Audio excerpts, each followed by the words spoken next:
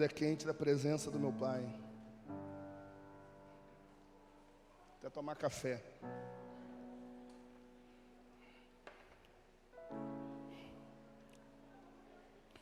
Não sei se os irmãos se lembram, está bem vazio hoje, né? Mas glória a Deus, louvado seja o nome do Senhor para aqueles que estão aqui, a você que está em casa, está vendo. Para mim é um prazer, irmãos, estar podendo servi-los. E no domingo, o Senhor gerou em meu coração o desejo de estar falando sobre o altar rachado.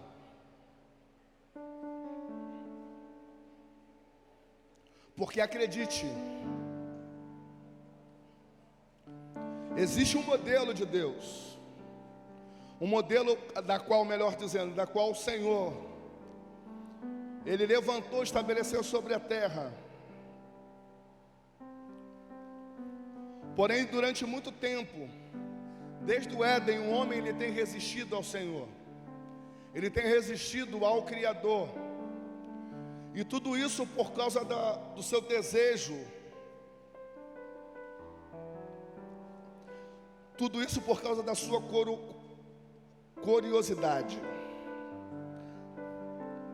Então hoje eu quero falar sobre o altar quebrado. E trazer um entendimento para que esse altar venha a ser restaurado. Eu estava pensando, falei, meu Deus, como eu tenho trazido palavras com temas. Uma parada que não acontece muito para o ministério de profeta. Sabe?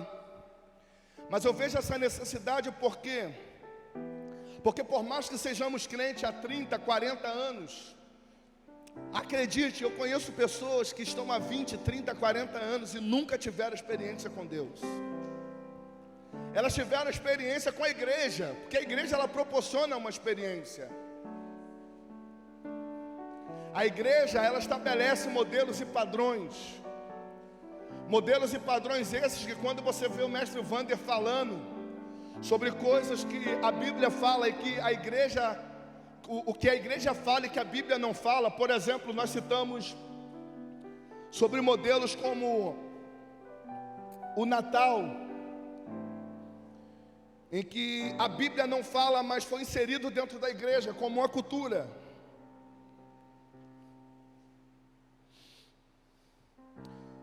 E diante de muitas coisas que nós ouvimos, e que não fora Deus que falou, porque quem já fez teologia, fez faculdade de teologia ou curso de teologia sabe, que lá dentro do curso de teologia você aprende sobre as chamadas correntes teológicas. O que são correntes teológicas? São coisas que te amarram a uma ideia, por isso que é corrente, né? Mas são entendimentos a respeito de textos que a pessoa tem e que muitas das vezes a outra pessoa não tem.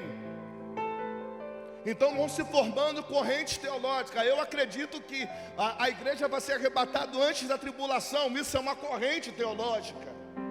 Ah não, eu acredito que é mid-tribulacionista. Ou seja, durante a tribulação, a igreja vai ser arrebatada no meio da tribulação. Ou eu acredito que vai ser após tribulação. Isso são correntes teológicas.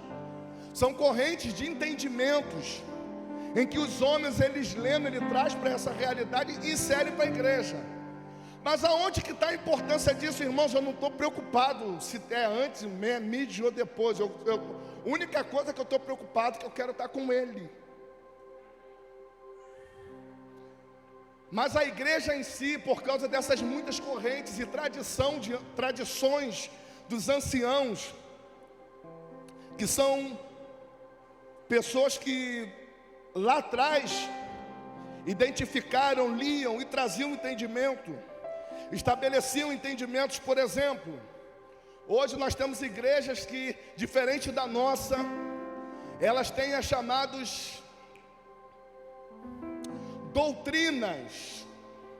São as chamadas doutrinas, meu Deus, agora esqueci, agora a palavra está aqui na ponta da língua. Usos e costumes. Por exemplo, temos aqui Jéssica, Tina, tem eu mesmo, vou usar eu como modelo. Por exemplo, em algumas igrejas eu não vou pregar, porque o padrão de roupa que eu estou não é do padrão do uso e costume da igreja, é da doutrina da igreja. Acredite, isso já aconteceu. Mas isso, irmãos, não está na Bíblia. Isso é um entendimento, é uma corrente, é algo cultural que foi estabelecido. Porque lá atrás chegou 2 rapazes bonitos com as suas esposas bonitas, que estavam de terno e gravata, chapéuzinho, com a bolsinha na mão. As suas esposas estavam com roupa longa, e vieram com a ideia lá de fora a respeito da igreja. E eu não vou falar o nome da igreja, porque eu vim dela. Então eles começaram a trazer uma cultura de um culto, e esse culto foi sendo inserido dentro da cultura no Brasil. Só que com o tempo, as pessoas que vinham para esse culto, ao invés delas se adequarem à realidade da Bíblia, elas se adequavam à realidade da cultura dessas pessoas que veio lá de fora. Porque vindo lá de fora, países lá da Europa, países que determinada parte do ano, quase todo o tempo do ano, é frio. Então o padrão de roupa, o padrão social é diferenciado do padrão do Brasil. Mas acredite, foi inserido na mente de muitas pessoas que se você não estiver na igreja e se você não usar o terno e gravata, você não pode pregar, porque Deus não vai te usar.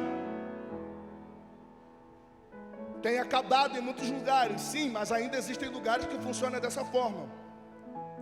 Aí a pergunta que eu faço para você, para que você pense, porque, irmãos, a minha meta, o que o Espírito Santo tem gerado no meu coração, não é fazê-los pessoas críticas, mas é fazê-los bereanos.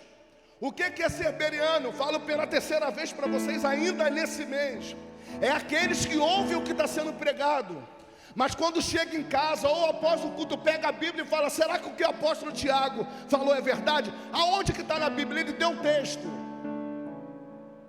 Você vai pegar e vai ver se o texto do apóstolo Tiago condiz com aquilo que você pega, que ele pregou. Mas profeta, e se eu entender que não, eu vou me levantar contra a igreja, contra a doutrina? Não, chame o apóstolo Tiago. Olha, apóstolo Tiago, acontece que você falou isso, mas a Bíblia está dizendo diferente. Sabe por que a igreja ela vive muitas facções e divisões? É porque nós não temos coragem de chegar para os nossos irmãos e falar. Uma vez eu vou usar Jennifer novamente. Uma vez Jennifer me chega aqui na frente e confessa para toda a igreja que ela ficou com inveja de alguém, não sei se foi Joyce. Ela sentiu inveja da Joyce.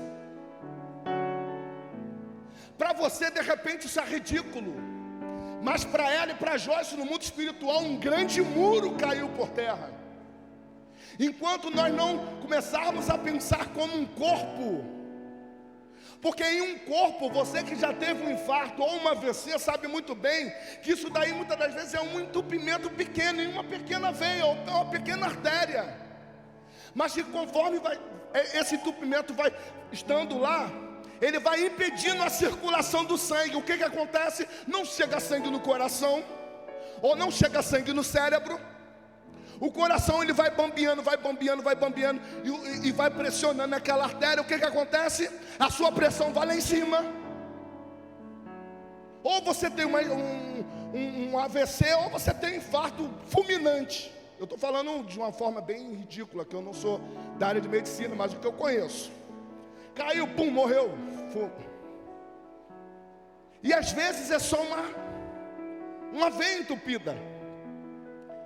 E quando é tratado a tempo, faz um cateterismo, ou toma um remédio específico, que eu não sei qual é o nome do remédio, que ele vai fazer como que aquele sangue coagulado, ou aquela quantidade de gordura dentro da sua veia, dentro da sua artéria, que está acumulada, ela venha se desfazer, para que o seu sangue venha circular normalmente. Então quando eu olho para essa figura, para essa imagem, a igreja precisa entender como que é importante funcionarmos como corpo. Porque quando Deus falou comigo essa semana que eu não estava cuidando do corpo, que é o templo do Espírito, não é somente o meu corpo, não é somente a minha saúde, não é somente a minha alimentação, mas também tem um significado dentro do corpo de Cristo. Precisamos, irmãos, colocar as nossas vidas, precisamos refazer, precisamos reconstruir, precisamos trazer de volta o entendimento e trazer e restaurar o altar. E o altar não é só como pessoa, mas sim também como igreja. Porque nós estamos aqui sentados, muitas das vezes tocando, cantando, evangelizando na portaria com título, mas a gente não fala com o nosso irmão do lado. A gente não perdoa. Esses dias eu falei com uma pessoa: você tomou a ceia indignamente, e acredite, você será culpada. Precisamos voltar a pregar assim, irmãos. Não é para te expor, não é para que você fique chateado, mas é para que você entenda que se eu for e você ficar, para mim não é válido, porque nós somos um corpo. Por isso que precisamos restaurar o altar. Abra por favor para mim primeiro livro dos Reis, capítulo 13, do versículo 1 ao versículo 5. Aleluia. A presença do meu Pai está aqui, muito forte. Aleluia. Orebacantarai. Diz assim: por ordem do Senhor, um homem de Deus foi de Judá a Betel, quando Jeroboão, grave esse nome, Jeroboão, estava em pé junto ao altar para queimar incenso. Versículo 2. Esse homem que foi até Betel clamou contra o altar, segundo a ordem do Senhor, dizendo: ó altar, assim diz o Senhor, um filho nascerá na família de Davi, e se chamará Josias. Sobre você ele sacrificará os sacerdotes dos altares idólatras, que agora queimam incenso aqui, e ossos humanos serão queimados sobre você. Naquele mesmo dia, um homem de Deus deu um sinal. Este é o sinal que o Senhor declarou: o altar se fenderá, e as cinzas que estão sobre ele se derramarão. Quando o rei Jeroboão ouviu que um homem de Deus proclamava contra o altar de Betel, apontou para ele e ordenou: prendam-no. Mas o braço que ele tinha estendido ficou paralisado e não voltava ao normal. 5. Além disso, o altar se fendeu e as suas cinzas se derramaram, conforme o sinal dado pelo homem de Deus por ordem do Senhor. Eu estava pesquisando sobre esse texto,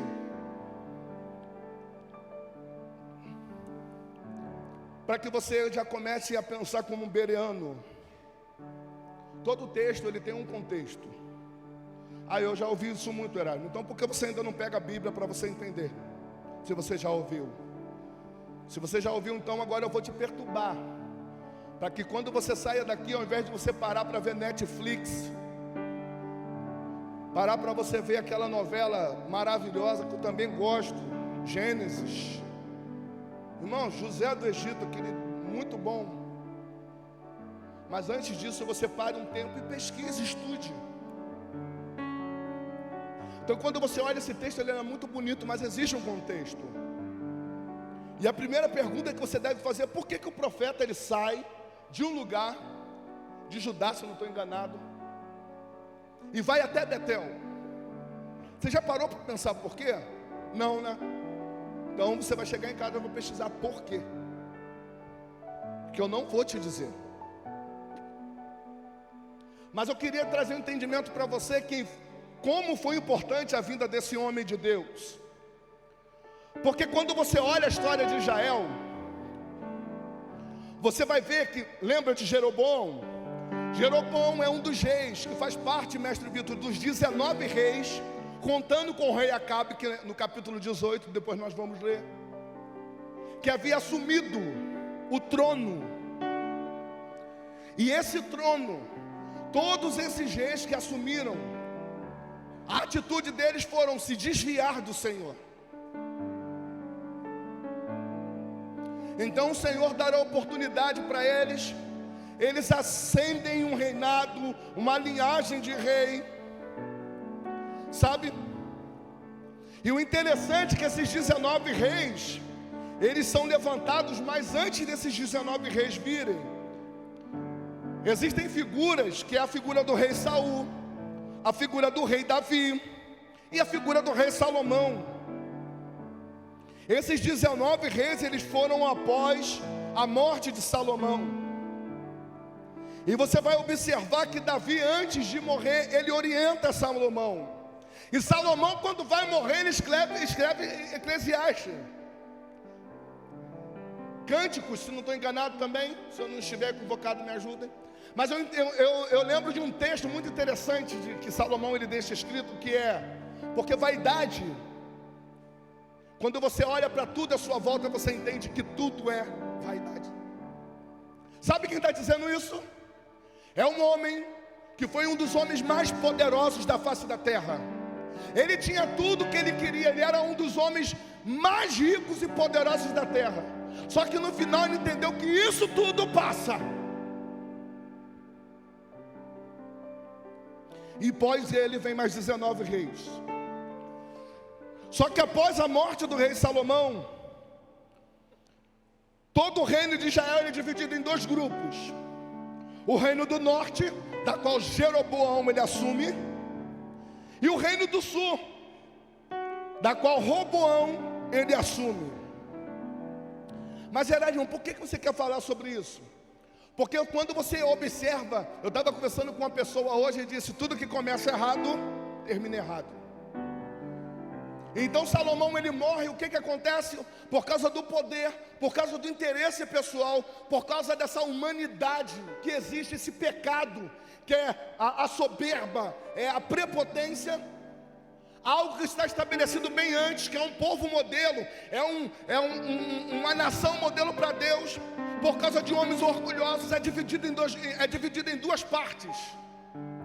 Em uma parte fica 10 tribos, e nas outras partes de Roboão fica 2 tribos.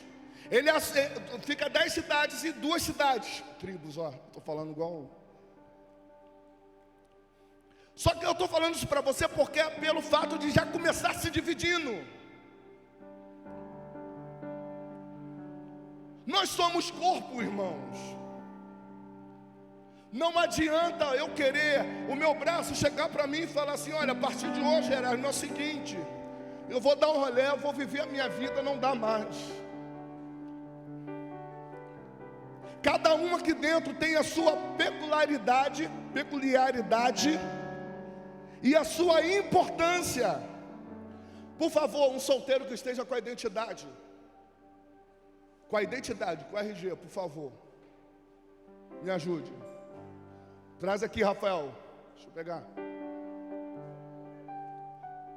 Galera da ativação sabe muito bem o que é isso. Não vou mostrar sua foto não, tá?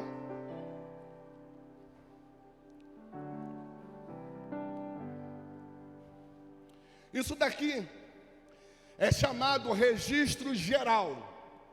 Você já parou para perguntar por que é registro geral? Já parou para perguntar, Pereira? Por que é registro geral? Isso é revelação, tá, irmãos? O pessoal da ativação sabe muito bem o que eu estou falando. Posso falar as informações aqui? Não vou falar os números, mas vou falar o nome da sua mãe e do seu pai, ok? Rafael Barbosa do Carmo, da qual o seu pai é o Pedro. Não vou falar o nome todo. E a sua mãe é a Mila.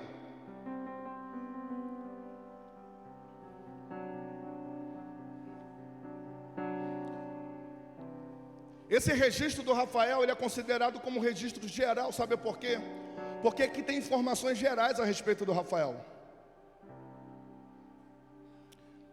Mas tem um lugar aqui que diz aonde estão as informações específicas a respeito do Rafael.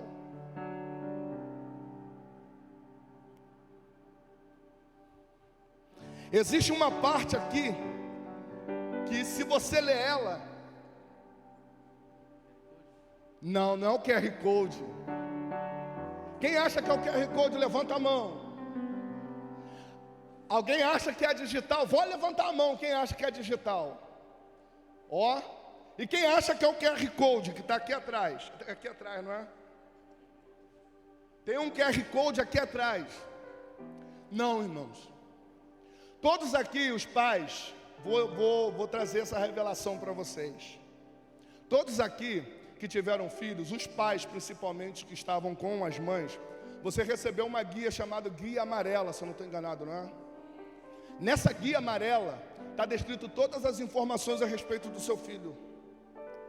Está dizendo o horário que ele nasceu, a cor do seu filho, a cor dos olhos do seu filho. Diz se o cabelo dele é preto, louro, se ele tem cabelo, se ele é careca.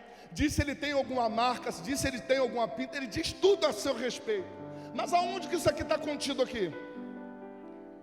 Na certidão de nascimento. Por que eu estou trazendo essa informação para vocês? Porque nós vivemos a vida com Deus de uma maneira muito geral. Quando você diz assim, quem você é no reino? Eu sou rei, sou sacerdote. Aí eu pergunto para você, qual é a função de um rei e de um sacerdote?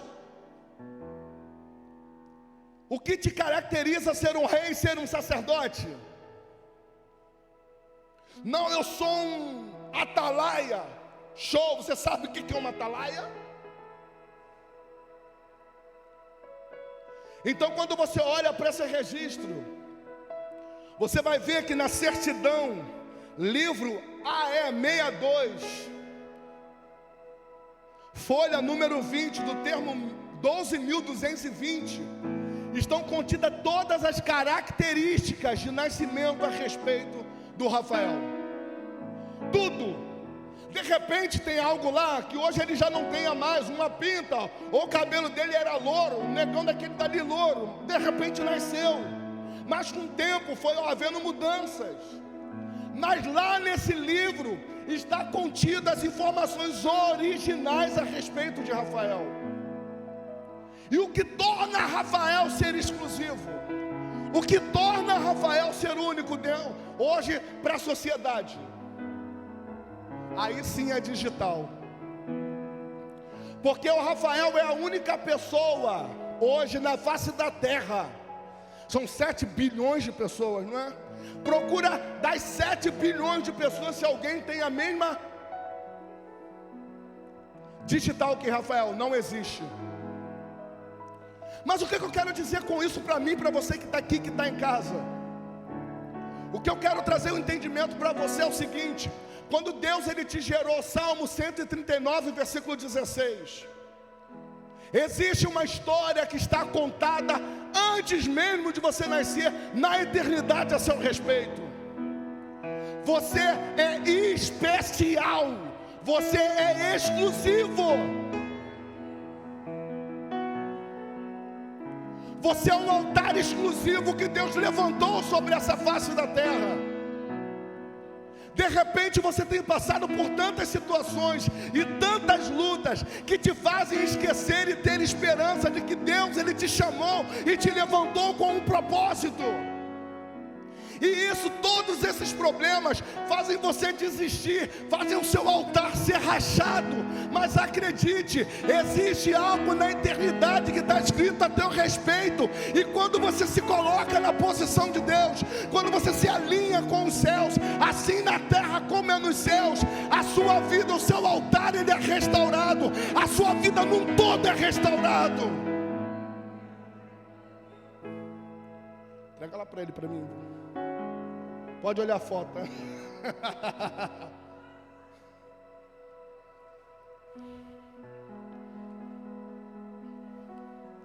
Nesse tempo, contando com o rei Acabe, que é no capítulo 18, o povo de Israel perdeu a sua identidade. Mesma informação geral a respeito deles. Eles perderam a sua identidade. O povo o povo virou um povo politeísta, uma cultura politeísta. Já não adoravam somente ao verdadeiro Deus, mas qualquer Deus que aparecesse. Aparece Jezabel e traz a cultura Baal Astarote, e o povo vai adiante de Jezabel junto com o rei Acabe. A idolatria, a prostituição, Acredite, falamos de feminicídio, não é? As mulheres têm sido atacadas, e eu concordo, irmãos. Orem por suas esposas, vamos orar por essas mulheres, porque a sede que Satanás tem contra a vida das mulheres, ela é intensa. Já havia naquele tempo. Cultos eram dados ao meio de prostituição e sacrifícios. Mulheres se entregavam como sacrifício e oferta para os deuses. Acredite, mulheres, crianças, o povo de Israel, aquele povo que Deus escolheu para ser modelo, gente, olha o que acontecia. Mulheres eram oferecidas em sacrifício, crianças, mulheres se ofereciam em cultos totalmente voltados para a prostituição, ao deus Baco. Era onde aconteciam os chamados bacanais. As crianças eram oferecidas a Moloque, elas eram assadas vivas. A única diferença hoje é que isso não é oficializado, mas como as mulheres têm sido totalmente atacadas, como as nossas crianças têm sido totalmente atacadas. E eu não falo só com ideologias, eu falo também fisicamente. Recentemente estava vendo um vídeo de Minas Gerais, e uma jovem mulher, senhora não, era uma mulher, tinha os seus 30 anos, 35, parada em um ponto de ônibus, e me veio um endemoniado, atribulado, como se nada houvesse, em direção a ela. Quando ele chega perto daquela mulher, do nada, segundo as informações que estavam contidas no vídeo, ele não tem nenhum vínculo com aquela mulher. Ele dá-lhe um soco na barriga daquela mulher, sem vínculo nenhum. Ele dá o soco e continua a caminhada dele. Mulheres têm sido assassinadas, crianças têm sido assassinadas, prostituições. Olha como a prostituição tem sido inserida principalmente dentro do sistema da igreja. Aquilo que era pecado para muitos hoje já não é.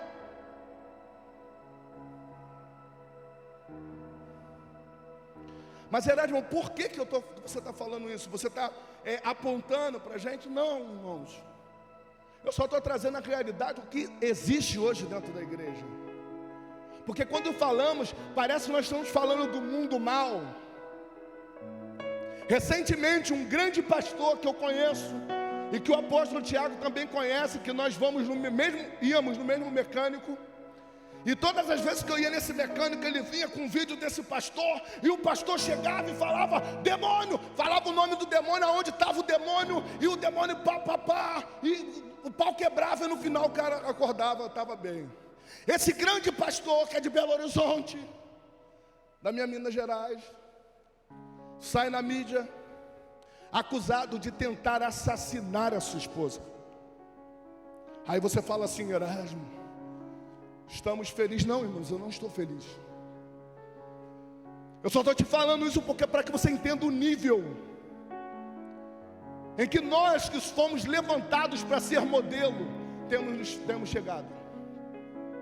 Gálatas capítulo 5, versículo 19 ao versículo 21, por favor.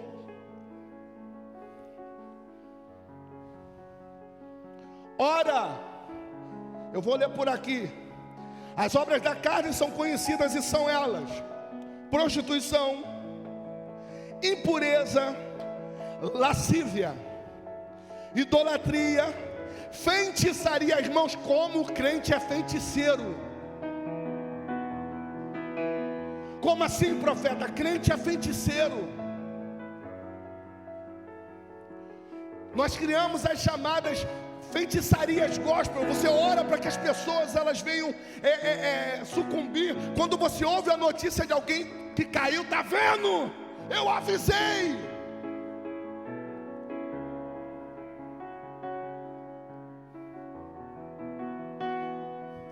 Vamos permanecer, continuar.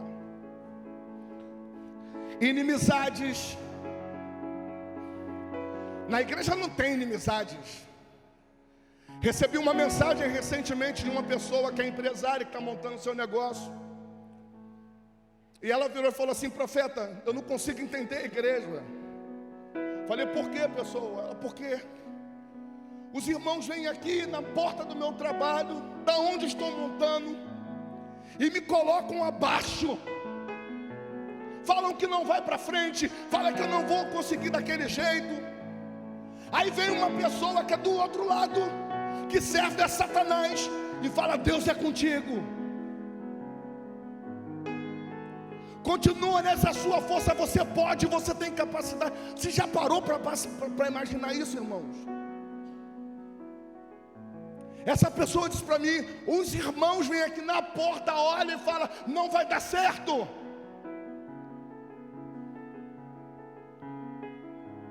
Já parou para imaginar isso? Sabe qual é a minha vontade, irmão, nessa hora? É a mesma que você tem de sumir. Sabe por que eu não sumo? Porque Cristo me amou primeiro, e da forma que Ele me amou, eu tenho que amar a noiva. Da forma que Ele me amou, eu tenho que te amar, e você precisa me amar. Aí vem uma pessoa, que eu posso dizer que eu respeito, da mesa branca, que recebe os espíritos do além lá, que diz que são encarnações, e diz: o teu Deus é contigo, você pode ir, você vai conseguir. Você está entendendo o estado da igreja hoje? Eu estou sendo bem claro com vocês. Não é para entristecer ninguém, vocês vão entender por quê. Aleluias. Vamos lá. Ciúmes, ira, egoísmo, dissensões, facções. Não, eu sou fechado com o apóstolo Tiago. O apóstolo Tiago, ele é centrado. Eu não gosto muito de Erasmo, não, porque Erasmo grita muito. Inveja, embriaguez, orgias e coisas semelhantes a estas. Irmãos, você quer ver? Eu estava vendo um pastor falando hoje. E esse pastor ele falou que fez um casamento recentemente. E ele falou assim, ele prometeu perante a igreja: eu nunca mais vou fazer casamento aqui. Agora ele instituiu os líderes de casais da igreja deles. Agora esses líderes que vão fazer os casamentos. Eu tomei um susto o pastor fazer isso. Tudo bem que cada um tem o seu papel dentro do corpo. Aí ele explicou: sabe por quê, irmãos? Porque o último casamento que eu fiz, no horário da bênção, foi uma bênção. Mas quando acabou o casamento, o batidão começou. Aí começou a se revelar todo mundo. E eu falei: isso não é a igreja que eu estou pastoreando. Eu falei: meu Deus do céu, essa é a igreja que nós estamos lutando, orando: Senhor, tem misericórdia. E precisamos lutar e orar. Eu digo que ele tomou uma atitude muito, muito drástica. Falar: eu não vou fazer, porque ele ficou frustrado. Imagine você estar no seu grupo de influência, você que é líder dos homens, das mulheres, das crianças, dos adolescentes, ou o grupo que você for, e você está ensinando, está trazendo a realidade, está trazendo a palavra, e quando você vê, as pessoas fazem totalmente diferente. Imagine se nós nos frustramos. Olha, 1 Coríntios capítulo 6, versículo 10. Paulo, bota para mim 1 Coríntios 6, versículo 10. Diz assim: nem ladrões, na igreja não existe ladrões. Existe ladrões dentro da igreja? Aí as pessoas falam assim: não, eu não dou dízimo. Não estou falando sobre dízimo somente. Ladrões. Ladrões de verdade. Pessoas que roubam itens. Existe. Por incrível que pareça, melhor dizendo.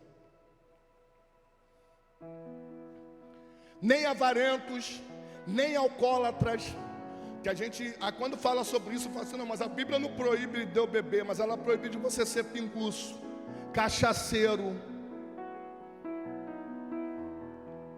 Aí teve uma pessoa que falou assim: não, se o senhor continuar pregando assim. Quando eu preguei sobre o Natal, irmãos, eu comprei uma briga muito grande, vocês não imaginam. E eu falei assim: meu Deus, eu que tenho que pregar, então eu vou pregar. Então, algumas pessoas que estavam para vir para aqui não vão vir mais. Falaram, não concordo. O Natal é de Jesus, Jesus é do Natal. Falei, que Deus te abençoe. Deus é contigo, vai. Se não dá aqui, não dá. Agora vai vir a segunda onda, domingo, preparem-se. Segunda onda, né? Não é do Covid não, irmãos, é do ano novo, prepara. Nem caluniadores, olha, na igreja não existe calúnia.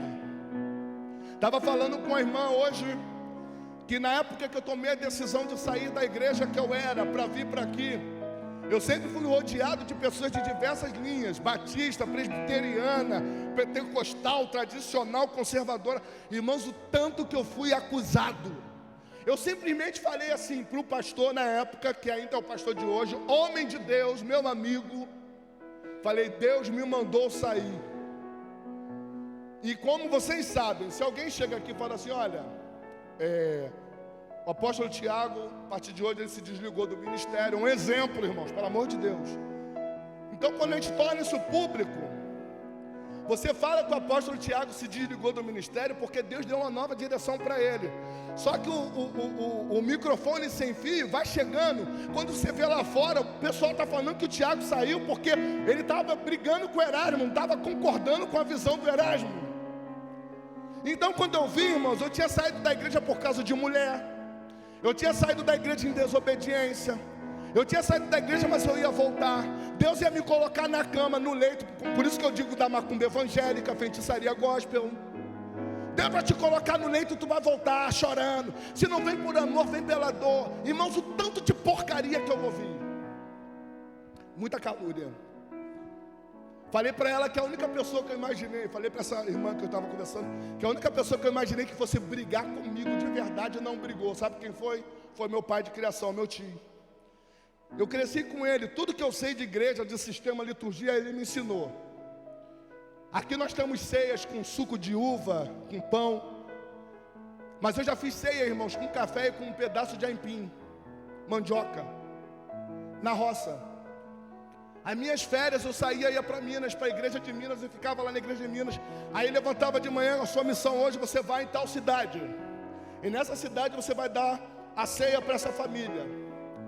Então algumas cidades, alguns lugares que eu levava. Quando não tinha, a gente esperava até na casa. Chegava na casa, não tinha nada. Só tinha mandioca e o café. Que mineiro tem duas coisas na casa de mineiro: mandioca, café, 3, e bolo. Sempre tem. Mas nessa não tinha. Então, é só para vocês entenderem a dinâmica. Eu cheguei com o Joyce, próximo dele, e eu falei, aquele ali é o meu tio. Eu fui criado por ele. Ele me ensinou a andar, me ensinou a falar. Só que ele era um homem alto. Se olhava para ele assim, tinha aquele jeito de brabo. Mas o coração daquele homem, irmãos, era um coração que Deus assim ardia por Deus, sabe? Ele tinha os defeitos deles, mas ele era um homem. Foi um homem que viveu nessa terra, que até hoje, eu não vi um homem semelhante a ele. E olha que eu estou no meio de muitos homens de Deus aqui. Aqui tem homens de Deus. Nós temos líderes que são homens de Deus. Mas aquele de lá é meu referencial. Ele foi para a glória.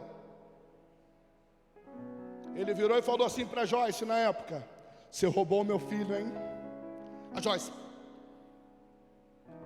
porque ele tinha um jeito de brabo.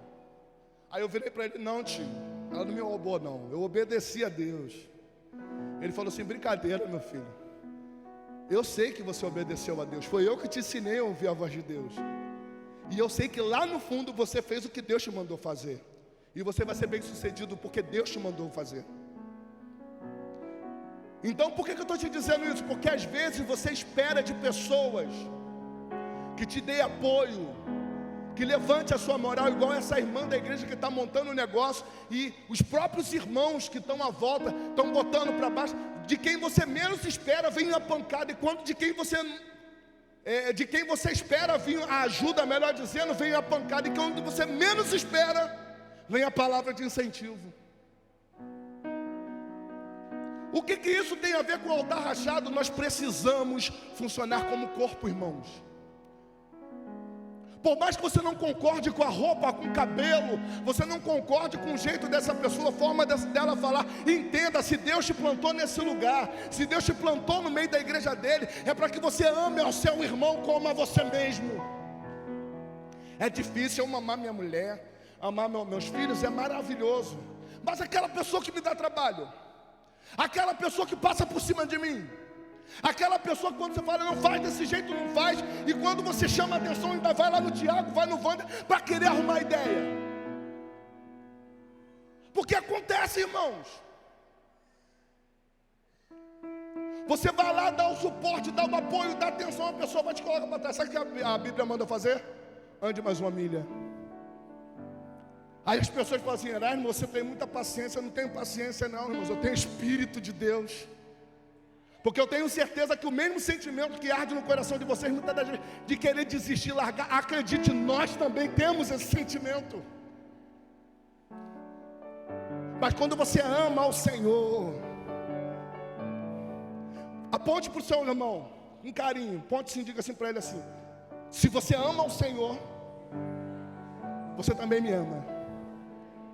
Aleluia.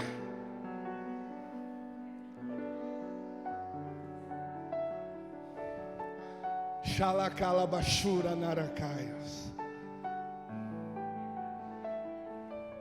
Quando a mão começar a ser mão, irmãos, as coisas vão funcionar bem. Quando os pés começarem a ser pés, as coisas vão funcionar bem. Quando o joelho começar a ser joelho de verdade, você vai ver que o negócio vai funcionar direitinho.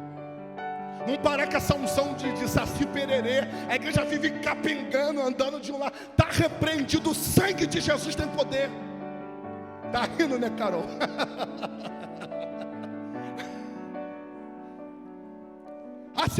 Se o profeta não falar algo que eu gosto, caguei. Estou nem aí. Porque é assim, irmãos. Não, se a apóstola Patrícia que eu for ministrar hoje, eu não vou nem para a igreja. Eu não gosto daquele negócio da irmã velhinha que fica rodando no meio do culto lá igual um peão. Tá doido? Esse negócio é esse? Está repreendido? Não repreende não, irmão. Repreende o Espírito de Deus não, senão o negócio pega você também. Então vamos lá para a gente finalizar. 1 Coríntios 6,10, nem ladrões, nem avarentos, nem alcoólatras, nem caluniadores, nem trapaceiros herdarão o reino de Deus. Trapaceiro? Existe trapaceiro na igreja? Existe não, né? Se a gente pegar a cantina ali, até meu nome está na cantina lá, só que eu não sou trapaceiro não, irmão, tá? Eu vou pagar. Esses dias a pastora Elisângela, pastora Elisângela para mim, ó, profeta, só para falar para o senhor que o senhor está devendo na cantina, perdão, que eu esqueço também, mas aí não é desculpa para mim não. Sabe por que Paulo está falando isso? Porque no meio da igreja começou a ter problemas, tipo assim, olha o tênis dela branquinho, aí eu vim aqui, aí a irmã não gostava, em vez dela vir falar comigo, ela ia fazendo que zumba no meio da igreja. Aí no final, sabe o que acontecia? Dava problema, dava processo, danos morais. Aquele processo quando você, caluniar também é crime, né? Dá processo. Só que dentro da igreja existem líderes. Quando você olha o apóstolo Paulo falando, será que não existe líder capaz de julgar, de intermediar? Vocês precisam jogar isso lá para fora? Precisa ser modelo de... Leia o texto depois, todo. Quando o apóstolo Paulo ensina sobre isso, ele está falando sobre facção, sobre divisão que está havendo dentro da igreja. E acredite, na igreja de Corintos, tinha ladrões, tinha avarentos, alcoólatras, irmãos. Tinha gente, para você ter ideia, tinha gente que ia para a igreja para cear, mestre, se eu estiver errado me corrija, enchia o pote só com um suco, o vinho da ceia. Caluniadores. Entendeu por que nós temos que reparar o nosso altar? Porque enquanto eu falo isso, eu também faço uma análise a meu respeito. Enquanto isso há dentro da igreja, sabe o que acontece? O afastamento é notório das pessoas. E eu não digo afastamento de quantidade de pessoas, eu digo de pessoas que muitas vezes tem pessoas que estão dentro da igreja, mas não está. Por muito tempo eu vivi dessa forma. Eu estava aqui, mas não estava. Esse afastamento, ele gera em nós, nós ficamos infrutivos. Viramos uma terra infrutífera, uma terra seca.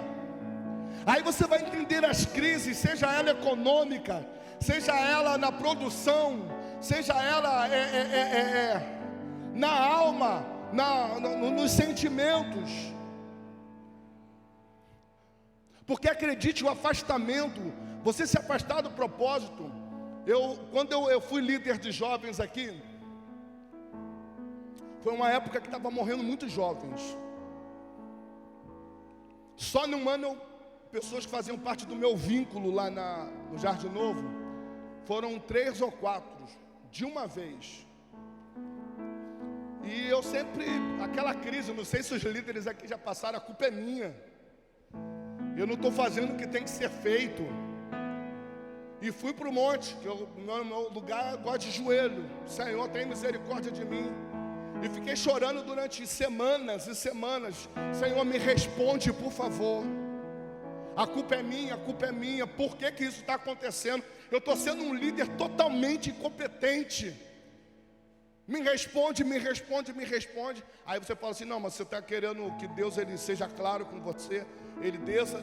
Irmão, eu só estava em crise, porque muitos jovens estavam morrendo. E eu estava me sentindo culpado. Sabe o que Deus falou comigo? Eu estava na ativa do exército. Então eu fiz acampamento. Nesse acampamento você tem chamada progressão noturna, orientação noturna, progressão diurna e orientação diurna. Todos os militares aqui que já foram ou que são, sabem o que é isso. Olha como é que Deus falou comigo. Você não fez? Fiz. Quando você vai entrar no terreno, você vai adentrar, você vai progredir em um terreno. O que você precisa estar, Erasmo? Precisa estar abrigado. Primeira lei para quem entra num terreno, seja policial, seja da Força Armada, é você entrar abrigado. Você tem que saber como é que você está entrando. A não ser que você vai ser igual um vídeo que eu vi esses dias. Eu estava tendo tiroteio, o cara vem com a pistola, o cara com um fuzil, o cara vem com a pistola trocar tiro no meio da rua. Está querendo o quê? Virar peneira. Então você vai progredir no terreno, mas tomando cuidado, estando sempre abrigado.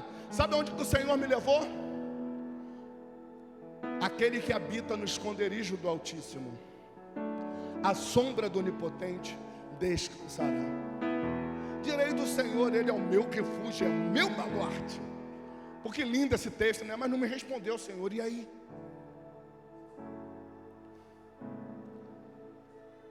O que diz lá num dos mandamentos que Jennifer esses dias colocou todos nós na saia justa?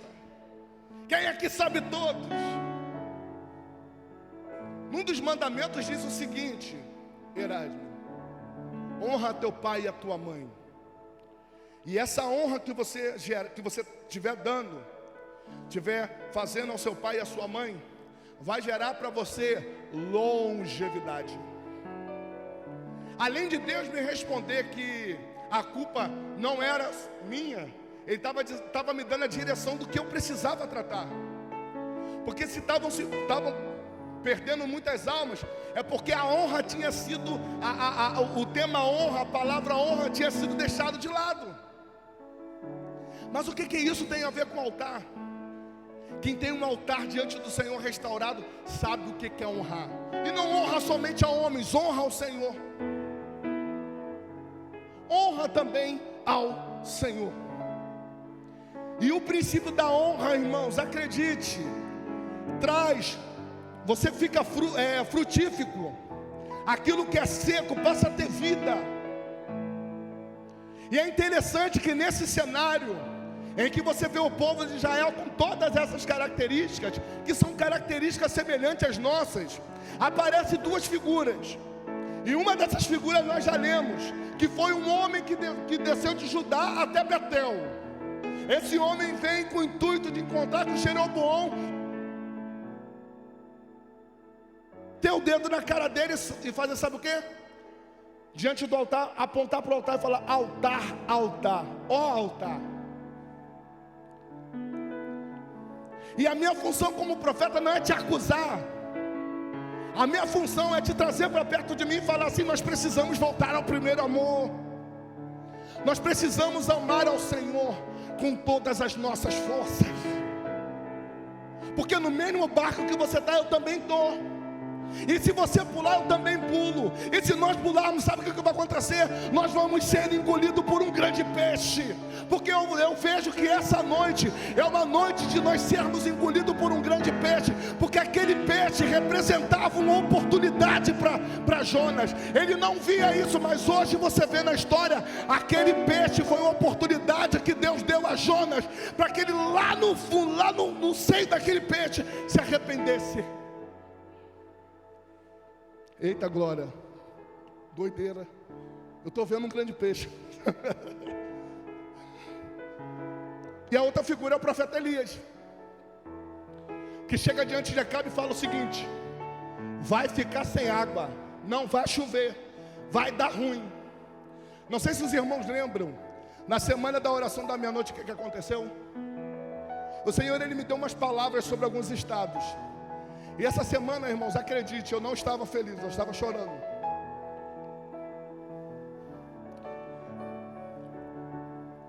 Eu falei: Senhor, tenha misericórdia de nós. Sabe o que o Senhor fala para mim? Isso é uma oportunidade para despertamento. Sabe por que eu estou falando sobre o altar rachado? Para que eu e você entenda que hoje nós estamos tendo a oportunidade que Jonas, agora eu vou levar para o Jonas então, ok? Jonas entendeu que o problema era por causa dele, que aquele grande vento, aquela grande tempestade era por causa da desobediência dele. E Jonas mesmo disse: faz o seguinte, me joga que vai melhorar. Jonas não poderia ficar quietinho, irmãos. Ele não poderia ficar quietinho dentro do barco e falar: não, a culpa não é minha não. Eu não me lembro o salmo, mas se você puder me ajudar, mestre Vitor, os demais. Davi, ele declara claramente: enquanto eu me calei, os meus ossos foram se envelhecendo dentro de mim. Foram ressecando os meus ossos. Mas quando eu confessei, eu alcancei misericórdia. Eu alcancei o amor e a bondade de Deus. E Salmo 32. Abre para mim, vamos fechar com esse salmo. Salmo 32. Tem um versículo. Como é feliz, é o 3, mas vamos ler. Como é feliz aquele que tem suas transgressões perdoadas e seus pecados apagados. Como é feliz aquele a quem o Senhor não atribui culpa e em quem não há hipocrisia. Enquanto eu mantinha escondidos os meus pecados, o meu corpo definhava de tanto gemer. 4. Pois dia e noite a tua mão pesava sobre mim. Minhas forças foram se esgotando, como o tempo em tempo de seca. Então reconheci diante de ti o meu pecado, e não encobri as minhas culpas.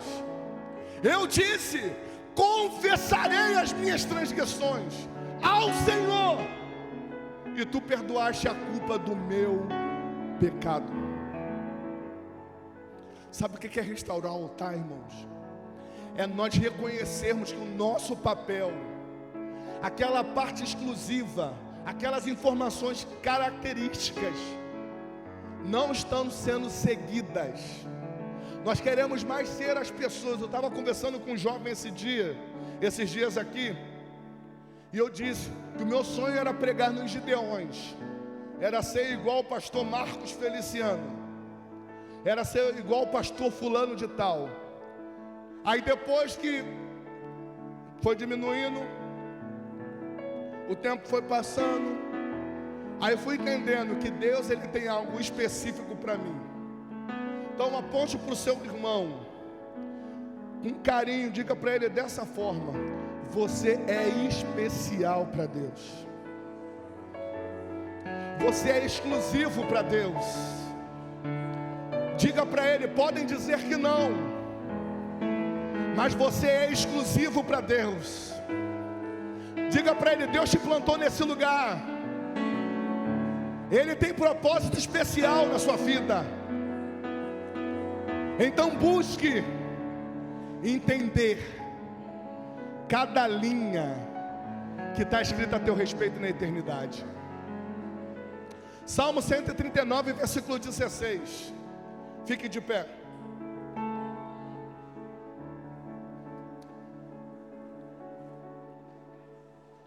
Olhe para aquele salmo. Ele diz assim, para nós encerrarmos, e você pegar o seu envelope para você dar as ofertas: os teus olhos viram o meu embrião.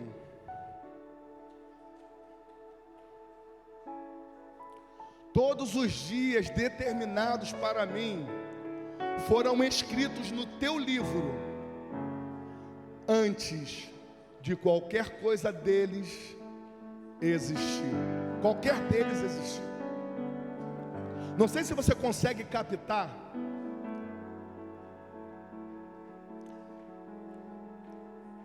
mas uma das primeiras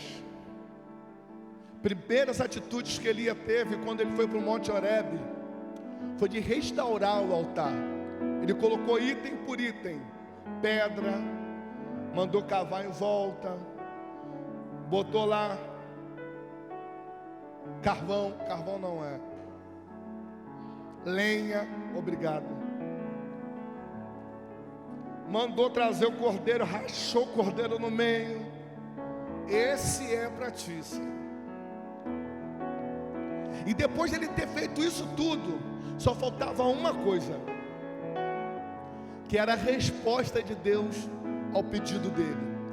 Porque o acordo que foi feito entre Elias e Acabe foi: aquele que responder primeiro com fogo, esse é o Deus verdadeiro. E sabe o que representa o fogo para mim e para você hoje? O Espírito de Deus. Então, se essa palavra entrou literalmente dentro de você, se essa palavra, bateu dentro de você, porque, irmãos, o que eu estou falando com vocês é uma luta constante que eu tenho dia a dia, comigo mesmo. Vou dizer novamente, nós não somos super-homens, irmãos. Tem dia que dá vontade de sumir, e não é por causa da igreja não, é por causa de mim. Tem dia que eu falo: Senhor, eu não sou digno, eu sou uma porcaria, eu sou um lixo, eu sou um verme. Eu me sinto assim, irmãos. Eu não sei os demais líderes,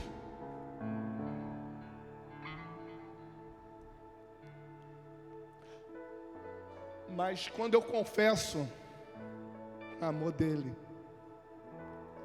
Bem, eu queria te dar 3 minutinhos, enquanto os instrumentos vão estar ministrando a nós. Isso aqui não é o rever, não é a quebra de maldição. Isso aqui é o seu momento com Deus. Vamos parar de demagogia, de hipocrisia.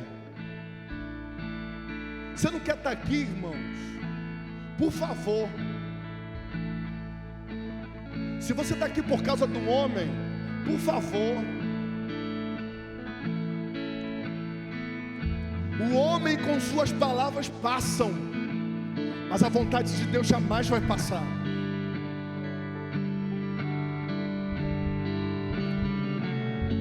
Enquanto você vai estar sendo ministrado pelos instrumentos, se rasgue. Diga para o Senhor quem você é. Ele sabe, mas grite como Davi fez.